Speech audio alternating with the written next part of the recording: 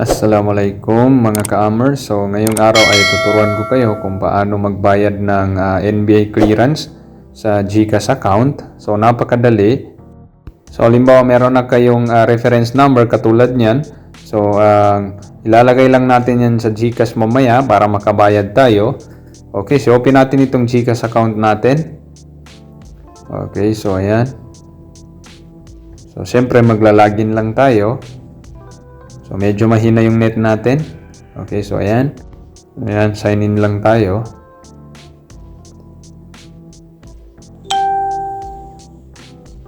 Okay, so hintayin lang natin.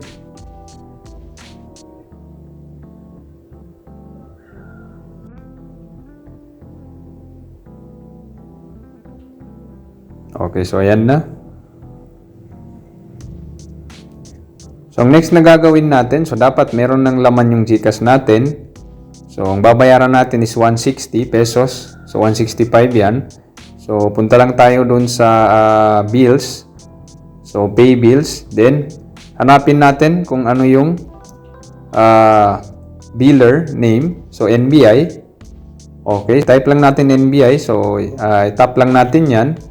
Then, ilagay natin yung amount, which is 160 pesos. Okay. Okay, so ayan, yan yung reference number natin. Okay. So, ngayon, pag nalagay natin yan, ilagay natin yung reference number. Yung kanina. Ito.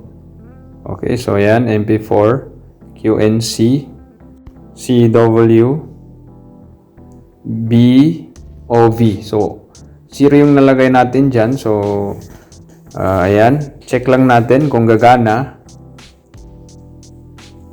So, yung contact number natin dyan sa baba, ilagay lang din natin. Okay.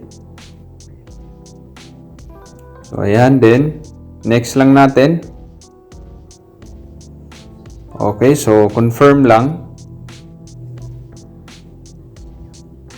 So, confirm lang natin.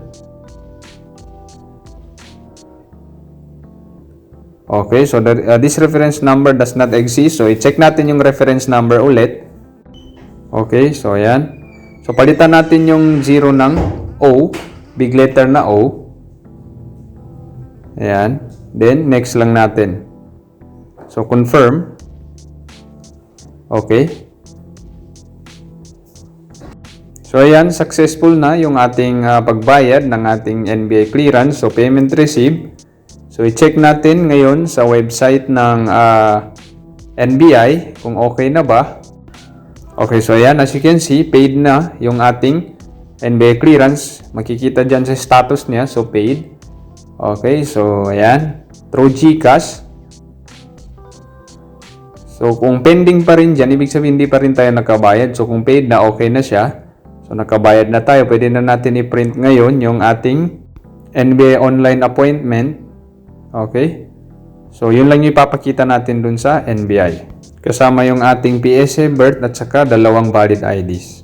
Okay, so I hope nakatulong ito sa inyo. Thanks for watching and don't forget to subscribe to Amber TV for the latest videos na aking upload. Shukran and wassalam.